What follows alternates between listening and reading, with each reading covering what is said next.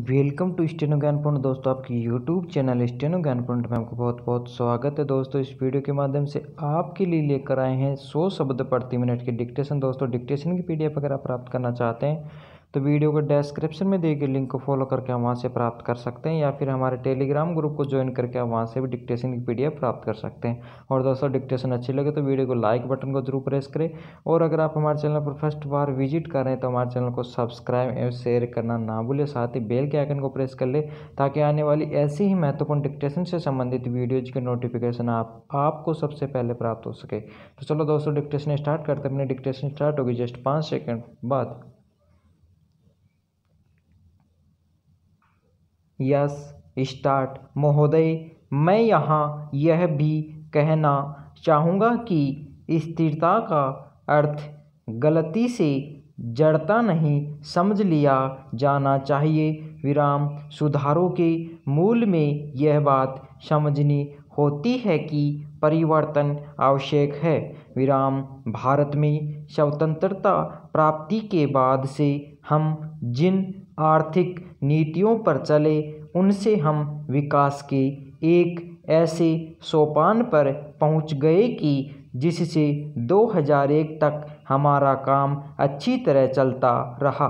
विराम। इससे पहले भी परिवर्तन की आवश्यकता अनुभव की गई थी और 80 के दशक के अंत में परिवर्तन शुरू भी किए गए थे। विराम। 1990-91 के संकट से तो इस प्रक्रिया में तेजी आ गई। विराम। अपनी पिछली नीति से हमें जो सफलताएं मिली थीं ये सुधार उसी पर आधारित थे। विराम। यदि हम 1991 में नियमनों को दूर कर सके और उदारीकरण को जारी कर सके तो इसका कारण यह था कि प्रधानमंत्री के बुद्धिमत्तापूर्ण मार्गदर्शन में स्वतंत्रता प्राप्ति के बाद से हमारी अर्थव्यवस्था के विभिन्न क्षेत्रों ने प्रगति करके एक आंतरिक शक्ति प्राप्त कर ली थी। विराम। उनका घोषणा पत्र पार्टी का 1991 का घोषणा पत्र इस बात का स्पष्ट और बिल्कुल सही द्योतक है कि क्या आने वाला है। विराम। कृषि में अपनी प्रगति की फलस्वरूप हम आत्मनिर्भर हो गए थे। हमारे उद्योग इतने मजबूत बन गए थे कि बाहर के विदेशी संपर्क को वे झेल सकें। प्रतियोगिता के क्षेत्र में भी और सहयोग के क्षेत्र में भी। विराम। हमारी नीति में एक निरंतरता बनी रही है जिसके परिणाम स्वरूप हमें अपने सुधारों के लिए आधार मिला है। विराम। जो नई आवश्यकताएं आ रही थी और जो वास्तविकताएं सामने दिख पड़ रही थी ये सुधार उन्हें देखते हुए किए गए थे।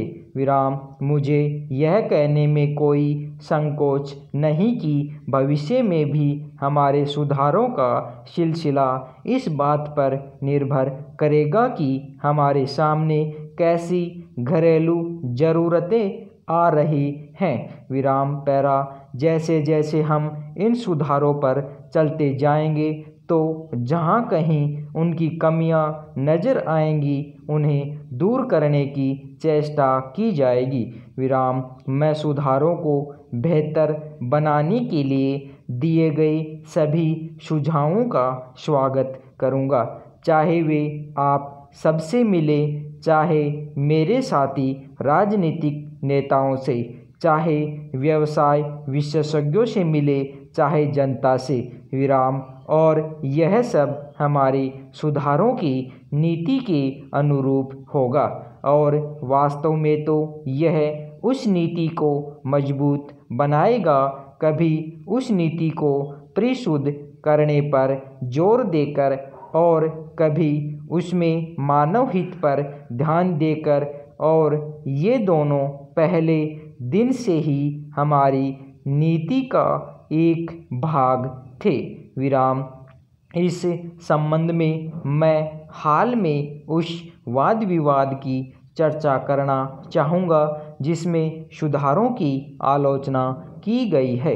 विराम। यह कहा गया है कि नई नीतियों से जनता की अपेक्षाकृत गरीब वर्गों को कोई लाभ नहीं हुआ। विराम। कॉलेज के दिनों में मैंने भी इस बात का अनुभव किया है कि दिन में एक बार खाना मिलने का क्या अर्थ होता है। विराम। इसलिए गरीबों के बारे में मेरी चिंता सचमुच वास्तविक है। विराम। पैरा। महोदय, स्वतंत्रता प्राप्ति के बाद के सभी दशकों में सरकार ने गरीबी से जूझने की चेष्टा की है।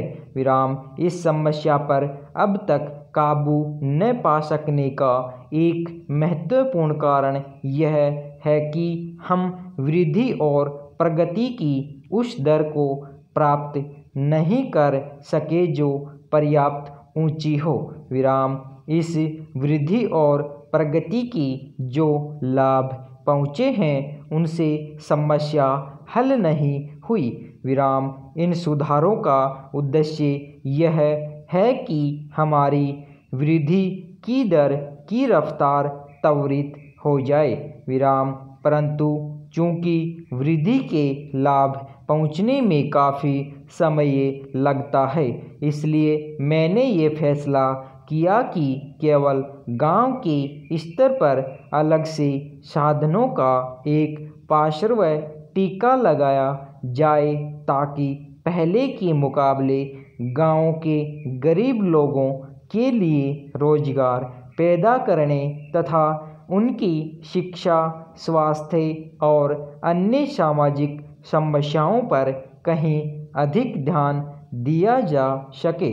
विराम। इसे बाईपास मॉडल कहा जाने लगा है जो गांवों में गरीबी के एक महत्वपूर्ण कारण पर ध्यान देता है, अर्थात वर्ष भर गांव में पूर्ण रोजगार का अभाव, जिसके फलस्वरूप रोजगार ढूंढने के लिए गांव वाले गांव छोड़कर शहरों की ओर जाने को विवश होते हैं। विराम। पैरा। विश्व भर में आमतौर पर सुधारों के साथ मुद्रास्फीति आती है।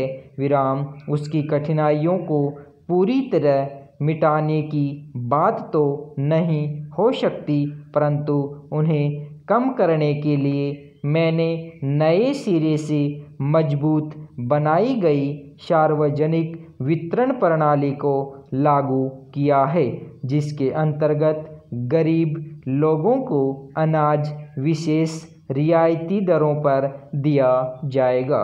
विराम। मुसीबत में पड़े कारखानों के मजदूरों की सुरक्षा के लिए राष्ट्रीय नवीकरण कोष शुरू किया गया है। विराम। मुद्रास्फीति को न्यूनतम करने का कोई भी प्रयास छोड़ा नहीं गया।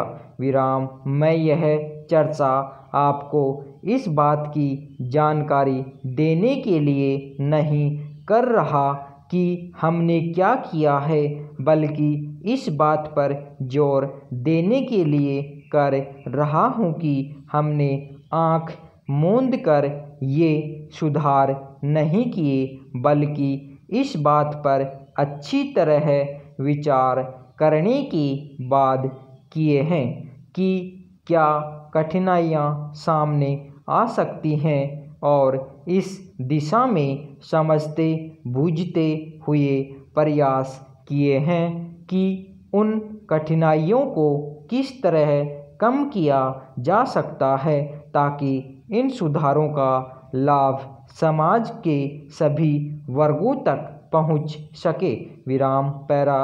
अंततः इन सुधारों की कसौटी यह होगी कि ये लाभ सभी तरफ पहुँचे हैं या नहीं। विराम।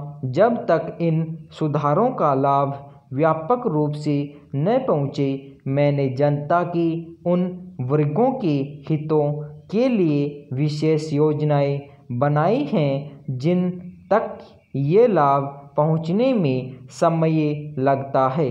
विराम मेरे लिए वृद्धि की दर के आंकड़ों का कोई मतलब नहीं। विराम मैंने तो शुरू से मानव हितों पर ध्यान दिया है और इसी दिशा में हमने अपने प्रयास आगे बढ़ाए हैं। विराम आज ज़रूरत इस बात की है कि हम बड़ी सावधानीपूर्वक यह देखें कि समय समय पर हमारे सामने क्या बाधाएं आ सकती हैं और उनको तत्काल और प्रभावकारी ढंग से दूर करें। विराम।